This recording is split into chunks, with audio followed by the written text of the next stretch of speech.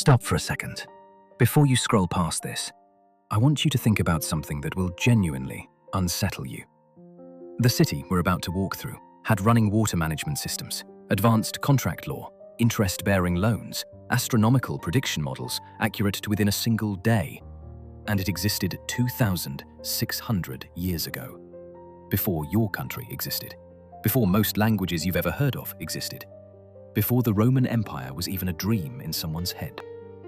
And almost nobody talks about it.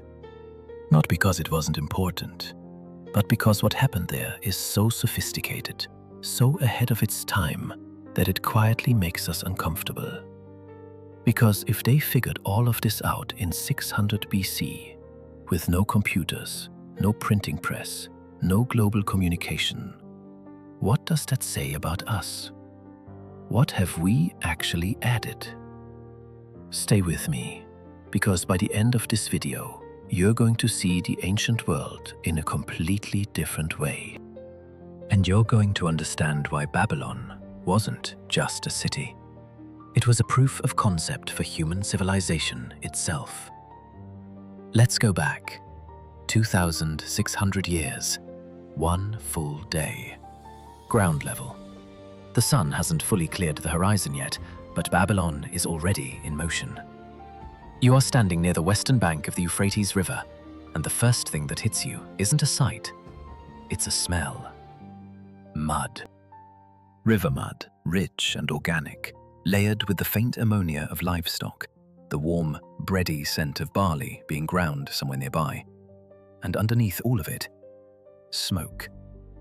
Cook fires. Dozens of them already burning. This is Babylon in early spring. The month of Nisanu, what we'd call late March or early April. The Babylonian New Year is approaching. The air is cool but not cold, and the flat Mesopotamian plain stretches in every direction, broken only by the city walls, the palm trees, and the enormous ziggurat rising at the center of everything, like a man-made mountain. The population of Babylon at this moment in history is somewhere between 150,000 and 250,000 people. Estimates vary depending on the scholar, but even the conservative number makes this the largest city on Earth, by a significant margin. Rome at this point is a collection of hills and mud huts. Athens is a minor regional power. Babylon is the world. The river that runs through it is not decorative. The Euphrates is the city's spine, its lifeblood. Every drop of fresh water consumed in Babylon comes from this river, carried by hand in clay jars by women and servants making their first trip of the day before the sun gets high. There are no aqueducts here. That technology belongs to a Rome that won't exist for centuries. There are no taps, no pipes running through walls. Just the river and human labor, repeated every single day, without exception. Out on the water right now, you can see fishermen already at work. They're using round reed boats called kufas, watertight baskets sealed with bitumen, the natural tar that seeps from the ground in this region. These boats look almost comically round, like floating bowls, and they have looked exactly like this for over 3,000 years before this morning. They work. The fishermen are after carp and catfish, the protein staples of Babylonian commoner life. By midday, those fish will either be on a market stall or drying in the sun on racks near the river, salted and preserved for the weeks ahead.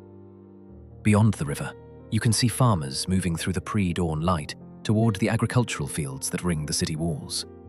The fields are irrigated, fed by a network of canals that branch off the Euphrates like capillaries from an artery. This canal system is the real engineering miracle of Mesopotamia. Not the ziggurat, not the gate, the water. Managing two unpredictable, violent rivers that flood without warning and can shift course over decades, requires a level of bureaucratic and engineering coordination that would challenge a modern government. The crops are barley and wheat primarily. Barley is everything here. It's food, it's currency, it's the base ingredient for beer, which is not a luxury, but a nutritional staple. A standard daily ration for a Babylonian laborer in this period includes roughly 2 liters of beer. Not because everyone was drunk all the time, but because the beer was thick, low alcohol, packed with calories and B vitamins, and safer to drink than untreated river water. This is not ancient party culture. This is ancient nutritional science. Beyond the grain fields, date palms, sesame for oil, onions, garlic, lentils, cucumbers. The land between the rivers, given enough water, is extraordinarily fertile. The ancient name, Mesopotamia, from the Greek for land between rivers, barely captures what this geography actually provides. This is arguably the most agriculturally productive landscape on Earth at this point in human history, and Babylon has turned that productivity into empire. You're moving now toward the inner city, and you can see it from half a mile away. The Ishtar Gate. Nothing in the modern world quite prepares you for what this thing actually looks like in person. And I want to be precise here, because precision matters. The gate stands approximately 14 meters high, nearly 46 feet, and it is entirely covered, in glazed brick. The glaze is a deep, saturated blue, not pale, not faded. Lapis lazuli blue, the blue of deep ocean water, the blue of a clear winter sky at noon. Against the brown mud brick city, against the brown plains, against the brown river, this gate is a visual shock. It reads from a distance as almost supernatural. Across the surface of the gate, in raised relief, march 2 types of animals in alternating rows. Lions, symbols of Ishtar, goddess of love and war. Bulls, symbols of Adad, god of storms and weather. And the Surush, a dragon-like creature with a serpent's head, an eagle's talons, and a lion's hindquarters, symbol of Marduk, patron god of Babylon. These animals are not painted on. They are made from individually molded and glazed bricks, each one fired separately, assembled into the overall design. The technical execution of this is extraordinary. To maintain consistent color and dimension across thousands of individual molded bricks, fired in kilns at this scale, requires quality control protocols that would be impressive in a modern ceramics operation.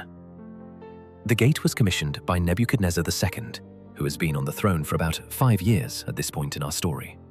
He will reign for 43 years total. Under his rule, Babylon will reach its absolute peak. He rebuilds and expands the city obsessively. New walls, new temples, new palaces, new roads. The construction projects of his reign involve labor on a scale not seen since the pyramids of Egypt. And unlike the pyramids, much of this construction is documented in clay tablets, accounting records, labor rosters, supply inventories. Nebuchadnezzar's administration writes everything down. You pass through the gate. Guards examine you, not aggressively, but thoroughly.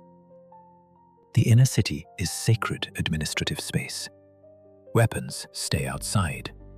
The wrong people stay outside. There is a clear social geography to Babylon. The outer city for workers, farmers, the poor. The inner city for merchants, priests, administrators, the wealthy.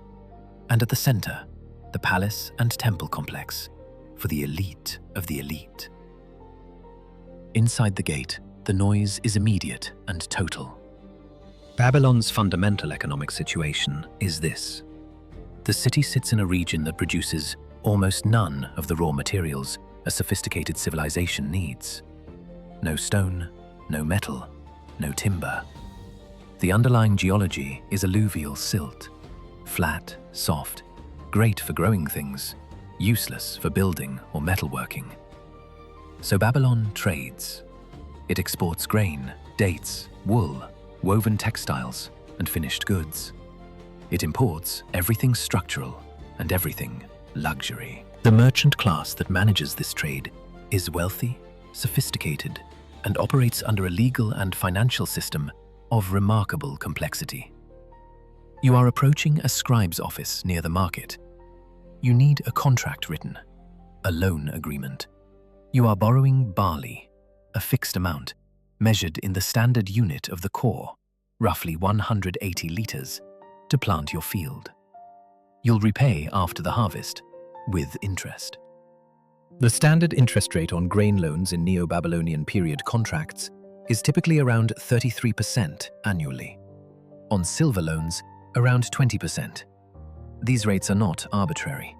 They are regulated. The Code of Hammurabi, carved on a stele nearly 1,200 years before this morning, established maximum allowable interest rates and the principle that debt obligations must be clearly documented and witnessed. He writes quickly: your name, the lender's name, the amount of barley, the interest rate, the repayment date, stated in terms of the Babylonian calendar. So many days after the threshing of the barley, so many days into the month of Abu. The names of the witnesses who are present and will add their own seal impressions. Then the scribe rolls his cylinder seal across the surface of the tablet, a small stone cylinder, perhaps 1.5 inches long, carved in intaglio with a unique design. When rolled across the wet clay, it leaves a raised impression. This is your signature. More specifically, it's the lender's authentication. Your own seal impression goes on as well. If you can't afford a personal seal, and many people at this economic level cannot, you press your fingernail into the clay. The nail impression is unique enough to serve as identification. You pay the scribe in silver, not coins. Those are a Greek invention still a century or so in the future. What you hand over is a small, cut piece of silver, weighed on a balance scale against standardized weights. The basic unit of weight is the shekel, about 8.3 grams. 60 shekels make a mina. 60 minas make a talent. This sexagesimal system, base 60, runs through everything in Babylonian life. 60 seconds in a minute, 60 minutes in an hour, 360 degrees in a circle. You use these numbers every single day of your modern life without thinking about where they came from. They came from here, from the counting and measuring and trading in this market, in this city, on this particular kind of morning. The afternoon heat in Babylon is not polite.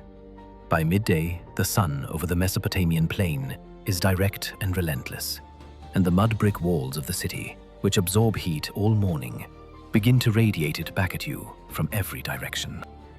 The streets narrow as you move deeper into the inner city, and the shade between buildings offers only partial relief. People slow down. Activity shifts indoors. The city doesn't stop. It never fully stops, but it changes register. The frantic commercial energy of the morning market becomes something slower, more deliberate. But you are not going to visit a banker today. You are going somewhere that matters more to this city than any bank, any palace, any market. The afternoon is moving toward its final hours, and you are beginning to feel the heat most acutely now. You find shade in a covered section of the market near a beer shop, a place where locals sit on low stools, dipping ceramic straws through floating grain husks into communal clay pots of thick barley beer. The straws are necessary because the beer at this stage of production has not been fully filtered. It is nutritious, mildly fermented, somewhat sour, and to modern taste, probably closer to a liquid porridge than anything you'd order at a bar. But it is what people drink, and the social function of the beer shop is recognizable across any culture and any century.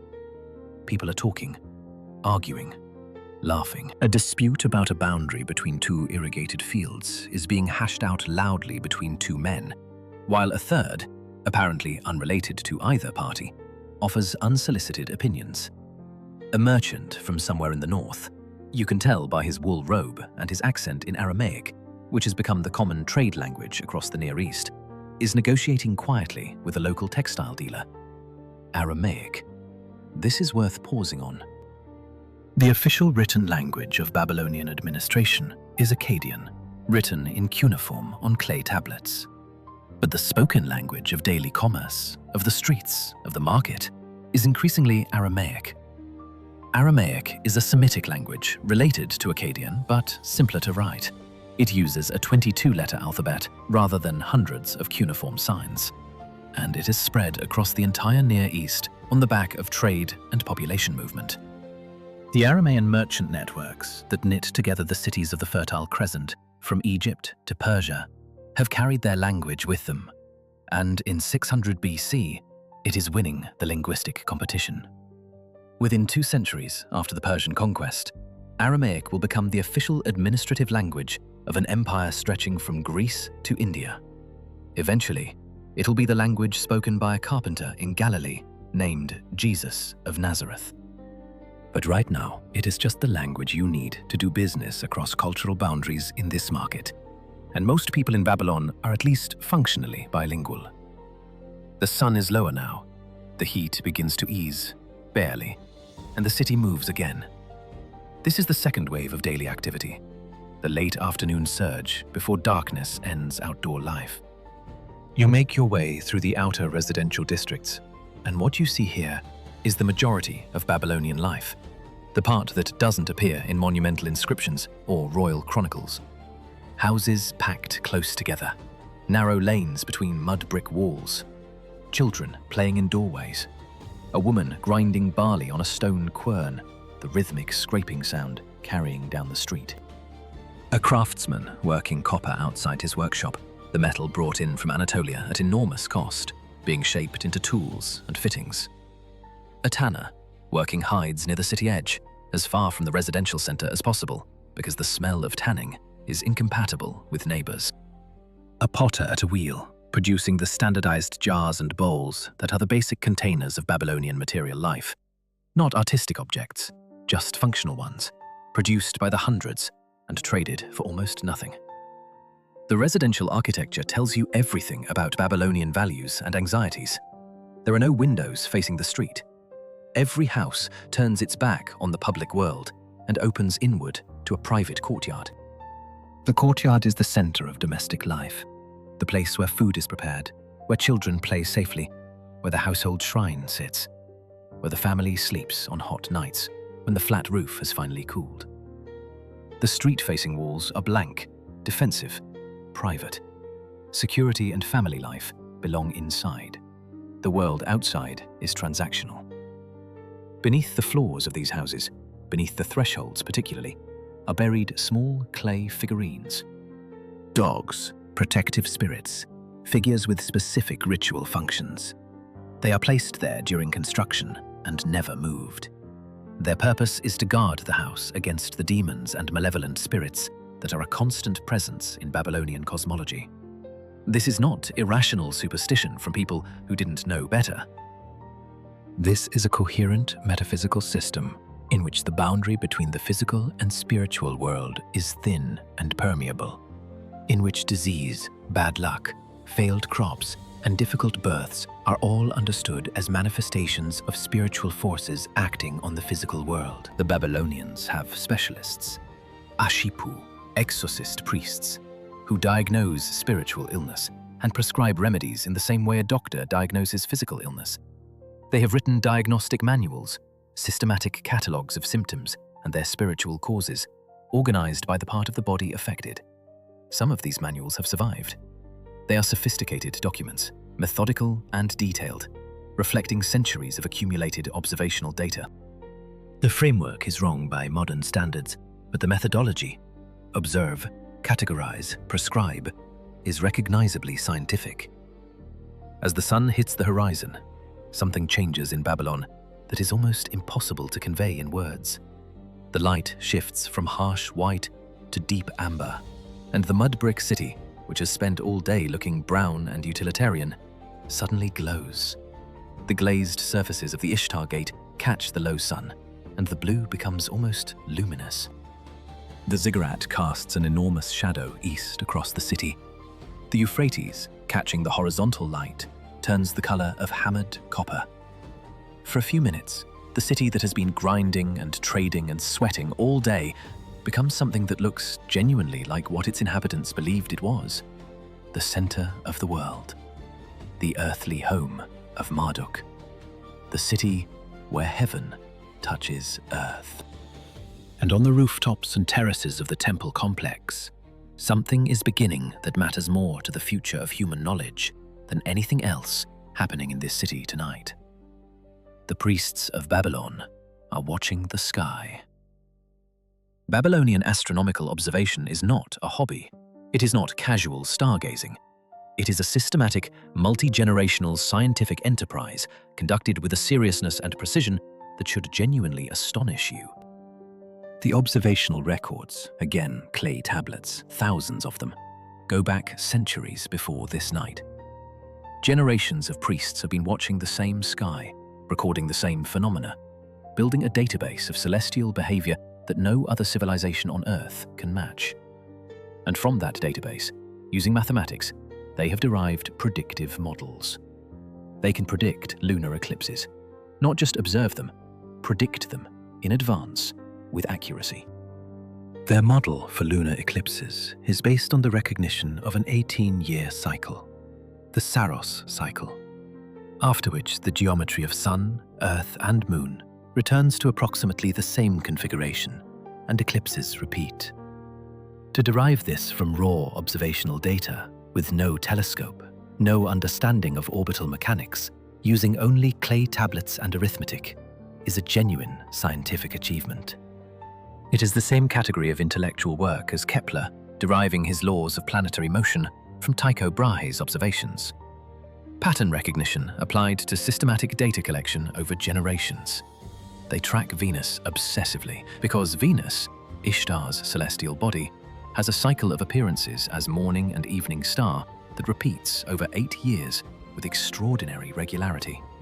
They track Jupiter, Saturn, Mars, Mercury.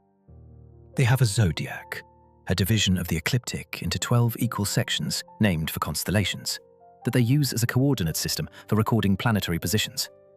This zodiac, this specific system, is what the Greeks will adopt, what the Romans will inherit, what will eventually become the astrological system that a surprisingly large number of people in the 21st century still consult for guidance on their love lives and career decisions.